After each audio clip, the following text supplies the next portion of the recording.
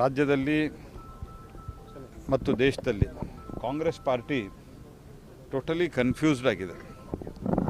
ರಾಮ ಮಂದಿರ, ವಿಶೇಷವಾಗಿ ರಾಮ ಮಂದಿರ ಉದ್ಘಾಟನೆಯ ಹಿನ್ನೆಲೆಯಲ್ಲಿ ಅವರಿಗೆ ರಾಮ ಮಂದಿರ ಆಗ್ತದೆ ಅನ್ನುವಂಥದ್ದು ಕಲ್ಪನೆ ಇರಲಿಲ್ಲ, ಆಗಬೇಕಂತ ಇಚ್ಛೆನೂ ಇರಲಿಲ್ಲ.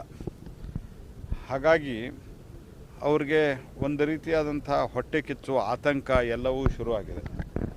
ಅದರ ಪರಿಣಾಮ ಮೊದಲೆದ್ದು ತಾವು ಹೋಗಬಾರ್ದು ಅನ್ನುವಂಥದ್ದು ಕನ್ಫ್ಯೂಷನ್ನು. ಮಂದಿರ ಉದ್ಘಾಟನೆ ಬಂದಿದೆ, ಹೋಗಬಾರ್ದು, ನಾವು ಹೋಗೋದಿಲ್ಲ ಅಂತ ಕೆಲವರು ಸ್ಟೇಟ್ಮೆಂಟ್ ಕೊಡ್ತಾರೆ. ರಾಮನ ಅಸ್ತಿತ್ವದ ಬಗ್ಗೆನೇ ಪ್ರಶ್ನೆ ಮಾಡಿದಂಥವ್ರು ಇವರು. ರಾಮ ಅನ್ನೋದು ಕಾಲ್ಪನಿಕ ಅಂತ ಹೇಳಿದರು ಮತ್ತು ಇದರ ಬಗ್ಗೆ ನಿರ್ಣಯವನ್ನು ಮಾಡಬಾರ್ದು ಅಂತ ಹೇಳಿದರು. ಮತ್ತು ಪ್ರಧಾನಮಂತ್ರಿಗಳು ಯಾಕೆ ಹೋಗ್ತಾ ಇದ್ದಾರೆ ಉದ್ಘಾಟನೆಗೆ ಅನ್ನುವಂಥ ಪ್ರಶ್ನೆ ಮಾಡಿದರು. ಇದು ಯಾವುದೂ ಜನ